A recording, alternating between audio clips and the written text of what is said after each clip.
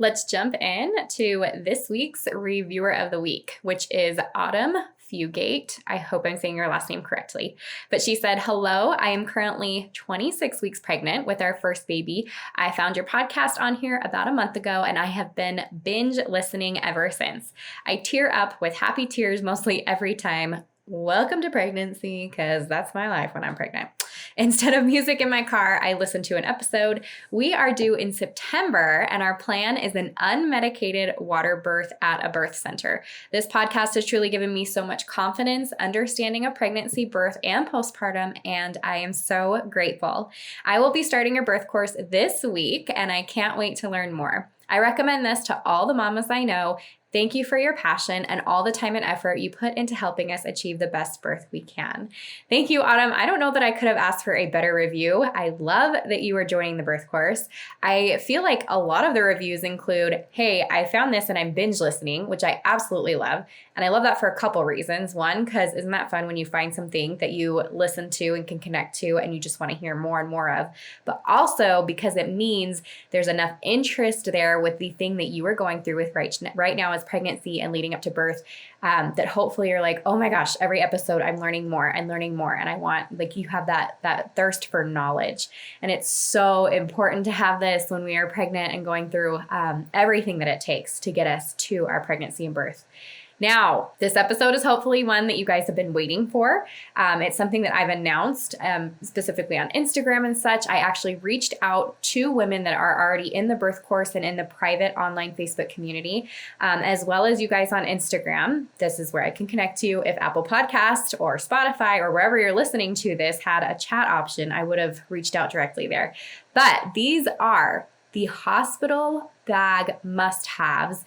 And it's really not hospital bag, it's birth bag must-haves, right? I know the majority of you listening are probably giving birth in a hospital, but these are things that you need out of hospital to birth center. And I think it's really important to have these things packed should you be out of hospital anyways. And for one reason or another, need to transfer, whether that's during the birth or it's postpartum.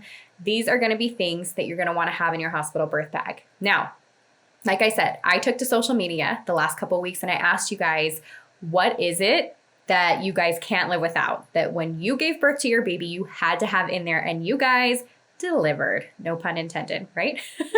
So I'm excited to share a majority of the responses, and hopefully it's going to make your packing time go a little bit easier. Plus, I have a free download for you guys. So if you're listening to this, you're going to head to myessentialbirth.com/podcast. You're going to click on this episode about your birth bag must-haves. And when you scroll to the bottom, there will be a link and you can download an entire list of all the things that I think are really important for you to have. Some are even going to be things that I don't mention in this episode, but I do mention in the birth course. And this link will be clickable. So once you download this information, what you're going to get in the download will also include clickable links in case you're like, ooh, that sounds like a product I'd like to have. You can click it. It'll take you, fill up your Amazon cart, do it however you do. And then you don't have to go around searching and guessing and wondering what I would recommend or what I think is a good product.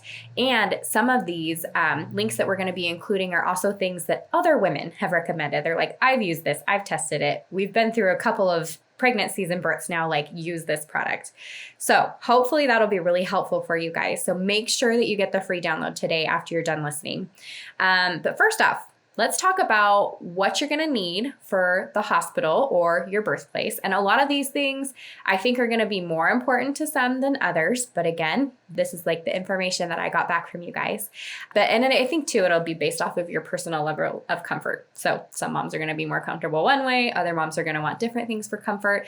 You need to know yourself, have this conversation with your birth partner, but I want to jump into those things. And so if you're listening to this and you're able to grab a pen and paper, or what I do when I'm listening to podcasts is I'm running all around my house, cleaning and doing dishes and taking care of kids and all that kind of stuff. And I'll just grab out my phone and I have my notes open. And I'll create a checklist. You know how you can like click to create like a checkbox, and then I'll just like list like buy these things or don't forget this or add it to the bag. So if you are listening right now and you're walking all around, perfect, grab a note, birth bags list, and start jotting it down. So Here's some things for mom and dad. I want to go through your responses first. I might add a couple at the end here. But number one, bring your birth plan. Hopefully you've already set up your birth team to be so good and you have an excellent provider and you're giving birth at a hospital that's really friendly. That's all great. Things can change. It might not be your provider that shows up even though you've done all the planning. The nurse that you get might not be that really helpful one for the kind of birth that you're looking for. You just never know. Someone could be having a bad day or just be really busy. Like nurses are really busy and there could be an influx of all these people on the labor ward. So make sure that you're bringing a copy of your birth plan with you. And you want to drop a couple off at the nurse's station.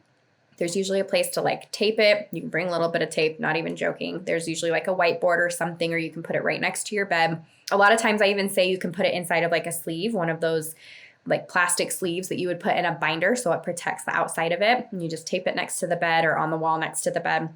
And it just has some preferences for you guys. Also, you will be happy to know that we have created for you guys really easy. So on top of this hospital birth bag list, we've got another download for you. And that is to help you create your birth plan. So there's a kind of a visual portion to it. It's going to bring you through all of your different options. And then you will be able to put a birth plan together. So it's not just this checklist format that nurses and providers absolutely hate. Have you seen those online? And I'll stop talking about the birth plan in a second here, but have you been online and you're looking up information for a birth plan and they're print this out and check all the boxes of the things that you want. And then it's 4 or 5 pages and it's just a bunch of stuff that nobody is going to stop to read through to figure out what mom wants. Well, this birth plan is a 1-page birth plan. It helps you organize it. It's all done online. You can pick and choose what you want. It helps you walk through those decisions and then you can print it out and take it with you. Also, you can use it as a starting point to say, this is what I want. Now I'm going to create a template that's more my style or that is more visually appealing to me.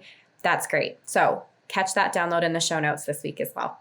Okay, the next thing for birth is a gown, especially if you don't want to wear the hospital gown, which if you're like me, I absolutely hated being in the hospital gown. It is scratchy. It is breezy. They love you to have your underwear and everything else off underneath. And I don't know about you, but I am not going to be able to relax and be in my comfort zone in that way. So if that sounds like you too, which I know some moms are oh, give me the gown. I love it. But if this sounds like you too, then there are all kinds of gowns that they sell online now. They are comfortable material. They've got the pop tops by the shoulders so that if you choose to have an IV or an epidural or whatever during that time, they can pop it off and you can keep your beautiful gown on. They allow for skin to skin and for breastfeeding and all of that stuff. So you can absolutely choose to do that should you not want to be wearing your own clothes. I also say bring a change of clothes and for dad, should we talk about that? Make sure that you bring a change of clothes for yourself because you never know, on the way to the hospital, what if your water breaks or what if there's blood on whatever, but you'd like to be wearing your own clothes or you'd like to be wearing your own gown. Make sure that you have a change of these things. And for dad, I always say you should bring a change of at least your pants. So why not add a shirt too, but at least your pants, extra socks and shoes, because same thing, there is a lot of fluids that can happen. And I will tell you, there have been many a time when I as a doula come home and I have to wash everything I have worn. So, and socks, once your socks get wet in your shoes, how uncomfortable is that? And it could be for hours. So just trust me and bring extra shoes, extra pair of socks. Okay. And don't be afraid. Did I just scare anybody? If I scared you, don't be afraid. Something for mom to wear once she's in the mother baby room. So after birth has happened, and birth can be a little bit messy, like I said, you want to have something comfortable to be able to wear postpartum. So think about that. We had a mom, you can totally wear the hospital gown, but this mom said, I do find that most moms prefer to change into something from home. Sometimes that's a loose dress. Other moms prefer compression feeling of leggings and a nursing tank. I actually kind of love that. She said, bring an extra outfit or two in case there's an extra day that you're there. So not even just for the things got messy. But if for some reason, COVID restriction or baby test positive for GBS or what else can happen, you end up having a cesarean birth, those kinds of things. Absolutely, you're going to want to bring a little bit extra just in case. And then include things like socks, underwear, nursing bras, tank top, that kind of thing. Any kind of whatever you're going to have to be wearing for a couple days, it does not hurt to have extra clothes. And don't worry, I won't be making you take an entire suitcase full of stuff because we never go through all of those things. So you want to have necessities and maybe a little backup, but not too crazy. And plus, you can decide, oh, we're 5 minutes from the hospital. My husband can go grab that. My birth partner can go get this thing. You can absolutely do it that way too. Toiletries. This is one that I failed on with my second, and I was grateful that the roommate girl that I don't know, I just expected, not like a hotel, but I expected them to have like little shampoos and conditioners. And when they didn't, I was like, oh, shoot, I did not bring those things from home. And so luckily my roommate had some and I was able to use that. But toiletries, that includes a toothbrush and toothpaste, any shampoo, conditioner, lotions. I would even include in that list, and maybe that's kind of onto breastfeeding, but anything for your nipples like coconut oil or lanolin or whatever you plan to use for your breasts after when you are first starting nursing, which I feel like is probably a deeper conversation. But basically when your baby latches, and they're latching a lot, especially during those first 48 hours when you're at the hospital, your nipples can get raw. They're not used to being for lack of a better way of saying this, sucked on that much. And so it can just rub them raw. Imagine, sucking on any portion of your body over and over and over again, it's going to get irritable. And so if you can add a little bit of lanolin or coconut oil or something on there right away, then you're going to probably avoid some of that discomfort. There's always a little bit of it, but some of that discomfort that comes from a baby nursing right away. And then along with that, I know some moms feel a ton more comfortable if they've brought stuff to do their hair, not just shampoo and things, but like, do you want to be able to blow dry it? Do you want to bring some scrunchies or something to like look kind of cute for a postpartum picture? Do you want to bring some makeup, that kind of thing? That's definitely my comfort zone. And at the same time, like, I just like having it there. That way, if I choose, I get to choose if I want to be like, do I care about my hair and makeup right now or do I not? I know with, Instagram being a thing, I feel like we see a lot of moms that are really done up postpartum. And if that's your thing, that's awesome. But I want you to feel zero pressure to do that as well. So just remember, if that's something that would be positive, beneficial for you, do that. And then on top of that, don't forget your deodorant. Those postpartum hormones can be a little rough. Especially if you've had any kind of medication too, like I know postpartum, I had, especially with my second baby, I had a shot of something that was like a pain medication in my bottom so that I could try and continue to go without an epidural, which I talk about in other episodes in a little more detail. But when I did that, anytime you take any kind of narcotic or whatever, like you kind of on your way down, you got to sweat it out. And it just stinks. So making sure that you have deodorant. Like I was putting on deodorant during labor. That was like a very wonderful thing to have. And then chapstick, if shower shoes, if you don't want to have your feet in there, hair ties, anything like that, that can all fall under your toiletry section. All right, another mom brought up a stroller fan.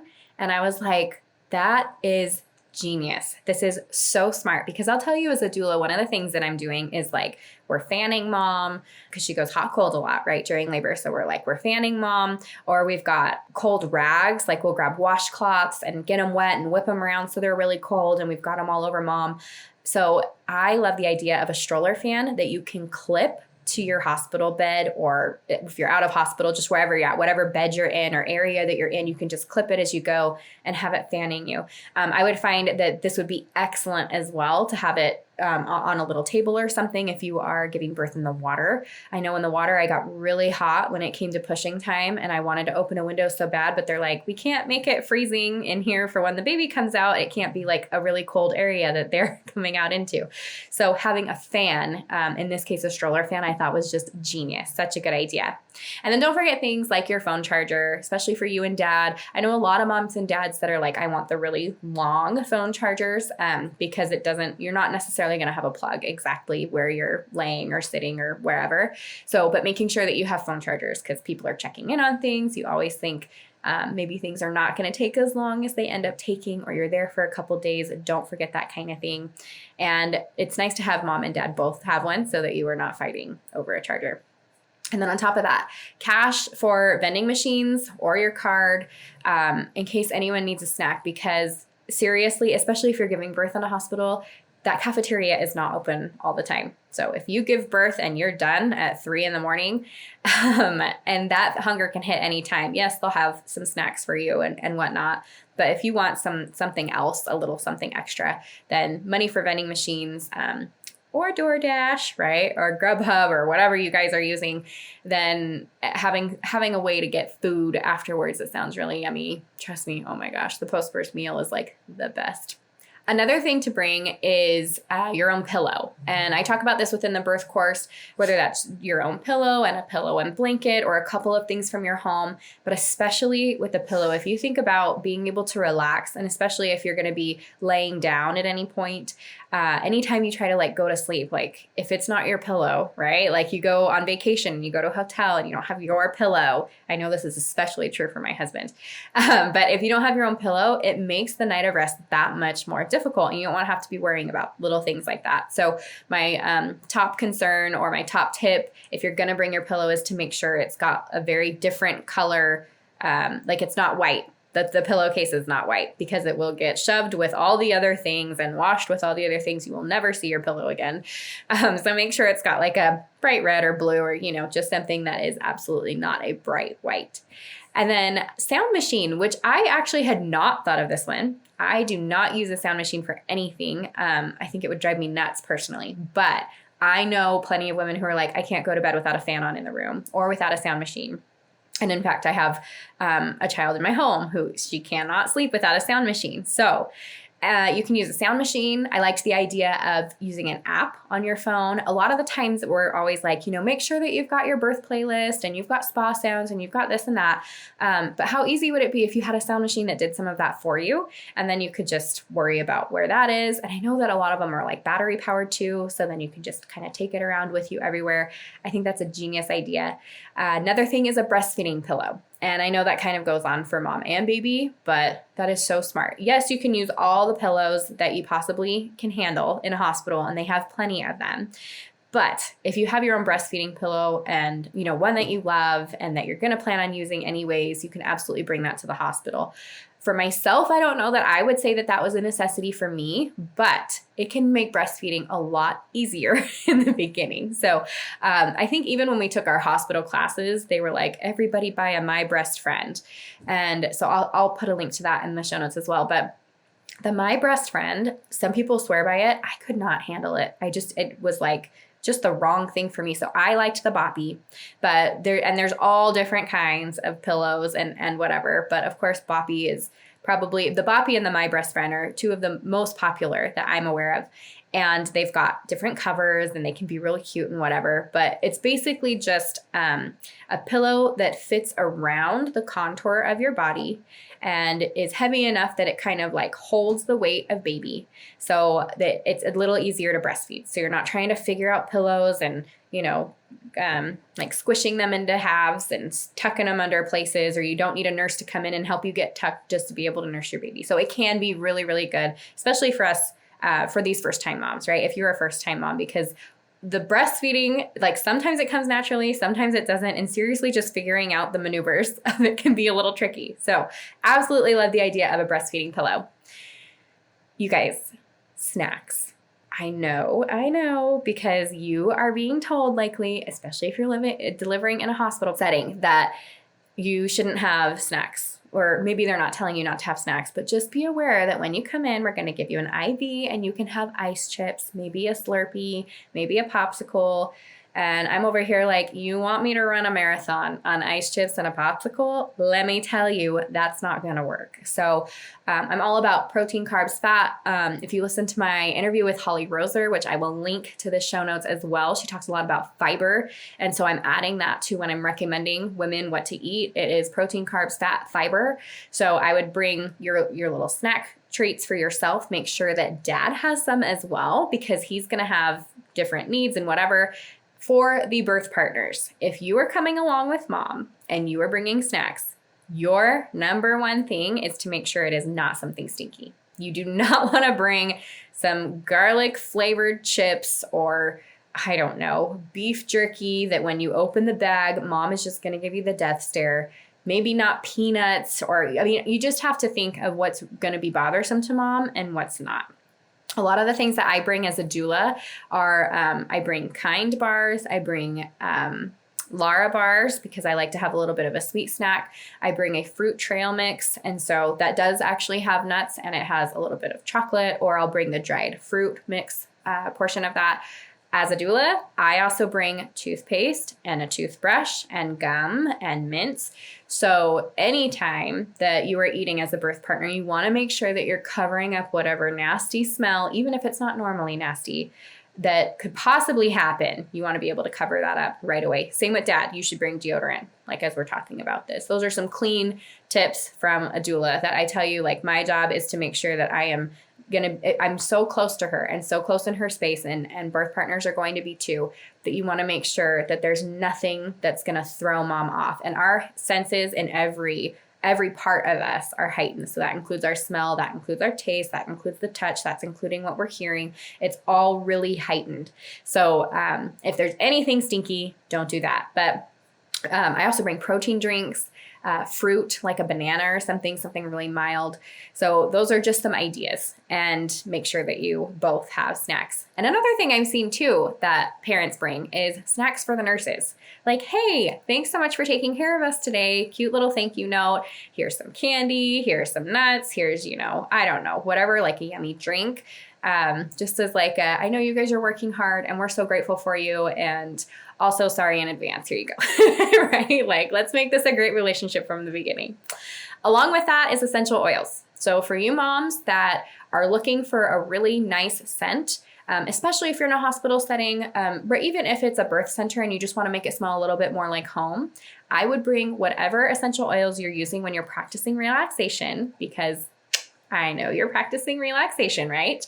But that would be things like, I'll give you my favorite. I happen to use doTERRA, and so I know that there's, as I say these, that other brands are going to have different blends that are similar to these, but I don't know the names of them. So I'll give you the blends that I like to bring, and then whatever you use, you can bring that. So I always bring, especially as a doula, I bring lavender. Lavender is a really common one. That's one that you can use as you're practicing relaxation, and then you bring it into the birth space, and it makes it smell a little more like home, and it helps your body relax.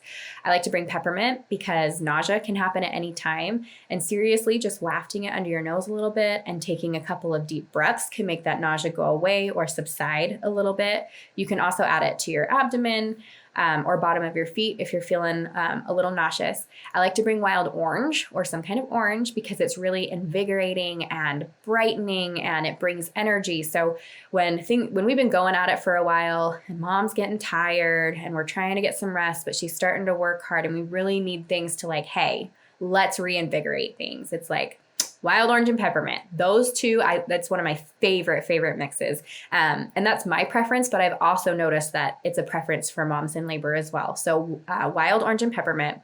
And you can, anytime you're using essential oils, I would recommend not starting by applying it to the body. So grab a tissue, grab a little piece of toilet paper, put a drop of each of those things on there. And then if at any time you don't want to smell those things because it can shift really quick, you can just remove it.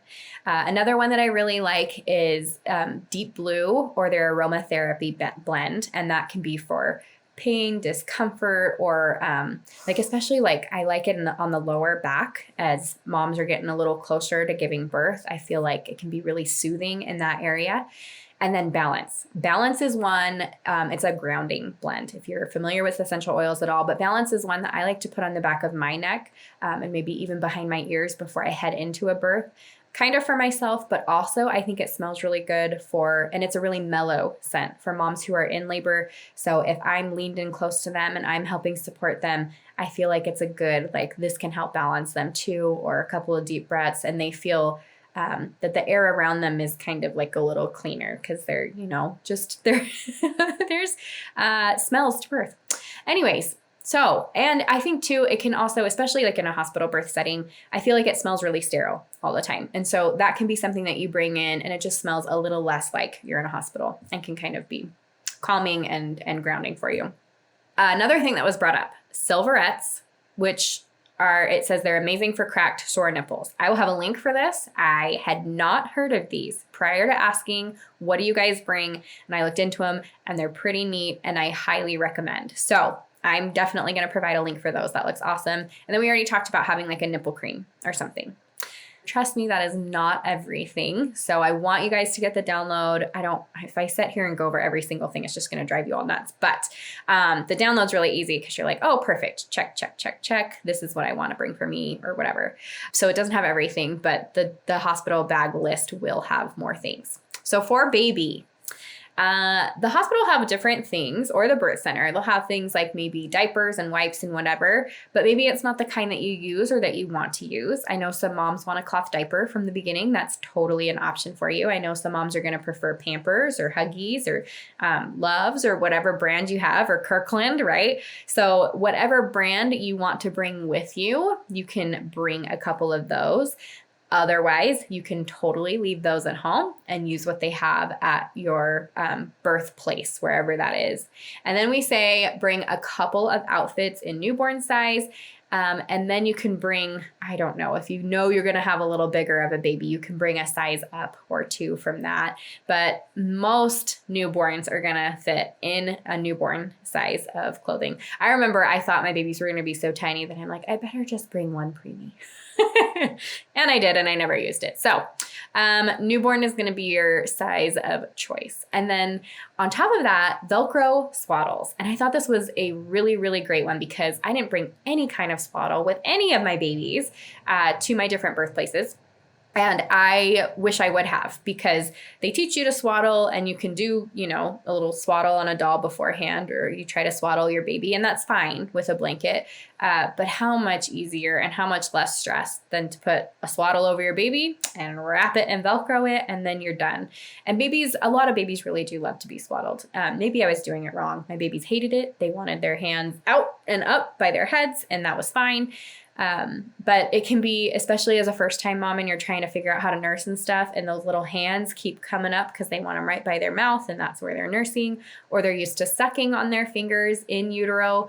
And so when they start sucking on the breast, they are like, oh, that's my natural reaction, is to put my hand up there. And so it can just be kind of tricky, and you only have so many hands when you're trying to get that breastfeeding down. So I love the Velcro swaddle. Plus they look super cute in it too. So if you're doing pictures or anything. We had moms say a pacifier. If you choose to give baby one, you can bring that to the hospital.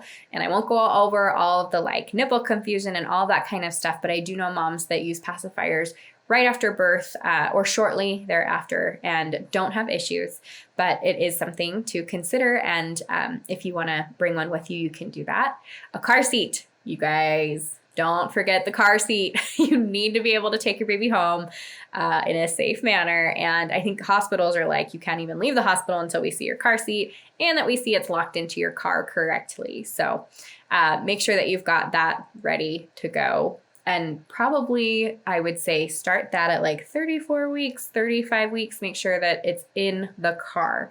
Even if it's not locked in, but that it's in the car. That way you don't have to worry about that when you go to the hospital. I liked this one. A mom said nail clippers in case baby comes out with Freddy Krueger nails. And I kind of love that because it's true.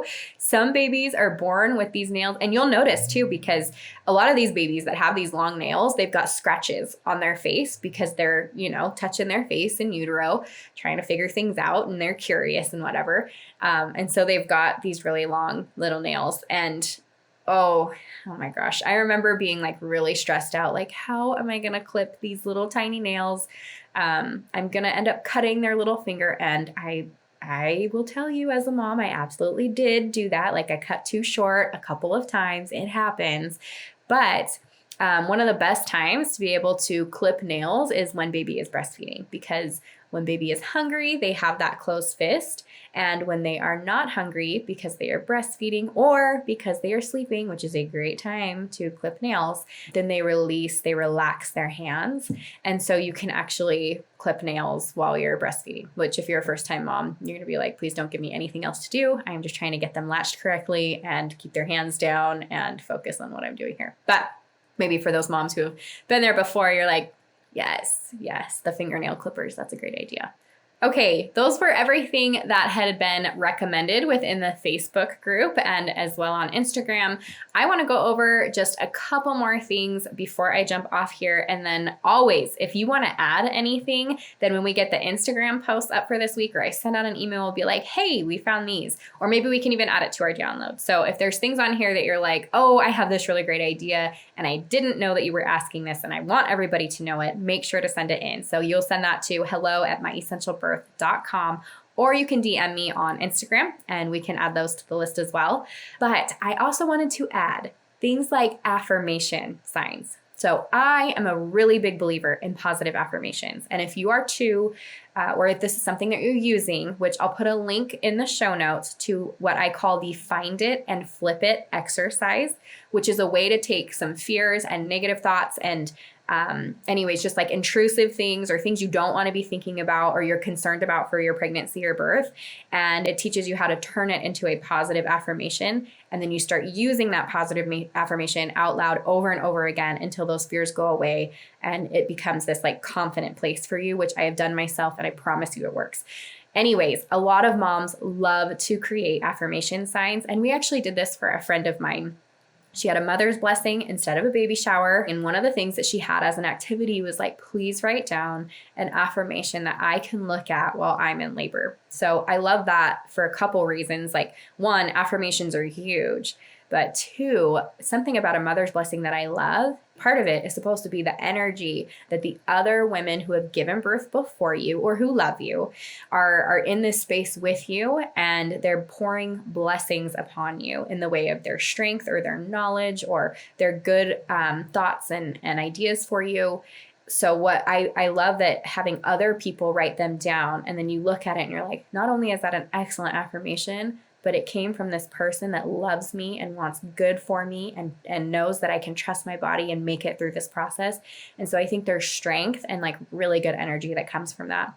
But if that sounds like you can create affirmation signs. You can make it an art project for yourself. You can ask your friends to send you their favorite affirmations. You can have it designed online and print it out. But if you can bring those affirmation signs with you and kind of tape them around, like I said, make sure you have a roll of tape in your bag. And tape them around the room, then, have them in the bathroom, have them if you're at home in the beginning, in your bedroom, in the kitchen, and everywhere. Then everywhere you go, you're going to be like, there are women that have done this a million times over before me. I'm going to grab on that strength from them. I know I can do these things. There is something about that like positive talk as we're going through hard things that gets us through. And I'll tell you, I even did that same thing when I was preparing for and I ran my marathon. Remember when I compared that to giving birth? And it's so true. I mean, I hit miles where I was like, oh my gosh, I'm going to have to walk. I'm going to fail. And instead I could recognize that and be like, you can do it. Keep going just a little bit further. Just take 10 more steps, breathe deep. And I just started talking to myself that way, and it will get you through. So affirmation signs are a really, really great thing. Another thing I really like is earbuds. If you have AirPods or you've got some kind of earbuds, or you've got even what am I thinking of? The things that go over your head. They're not ear muffs, but you know what I'm talking about. Anyways, where you can just like kind of tune everything out. Like I especially love, like when I go to the gym, for example, I use my AirPods because they've got the sound canceling. And I'm like, I don't hear or see anyone else. I am focused. I am in and out. And that's just how I like it. Well, it can be used that way for birth. You don't have to hear anything. You don't have to hear the beeping of the monitors or the nurse coming in to check on you. And you don't have to be focused on anything else except for whatever you're listening to your ears, and then breathing deep and focusing on what's in front of you. Now, I have a ton of other things I can add. I'll give you guys one more. This is kind of my like doula ad, but I just think every mom should have it. I'm going to recommend that you guys have rice packs. So I tell every mom, you need nothing. You don't need to order anything fancy. It doesn't need to have herbs in it. It just needs to be rice in a sock that's tied off. Use a husband's tube sock or buy them on Amazon, fill it with rice, tie it off, and have at least 2 with you. So you can throw it in the microwave and have the other one ready to go in the microwave. So when it's time to switch, you don't ever have to lose the heat of it. So you've got one on the back. It's starting to get cool, which rice holds heat for a nice long time. And I absolutely love that. You can add a little bit of like, if you did want to add like lavender or whatever to it so it doesn't smell like rice. But it never has really bothered me. I don't feel like it's ever really bothered a mom during labor. But as that one's getting cooler, you're like, okay, I'm going to go heat up the other ice pack, 2 minutes, and then you switch them. And you can just keep it on rotation for moms that are really looking for some heat, whether that's lower back or lower abdomen or wherever mom wants it. So, okay, that is where I'm going to stop. But I promise you there are even extras and even possibly more cool things on the packing list. So make sure that you download that this week. Make sure if you have anything that you want to add that you email me or you send me a DM.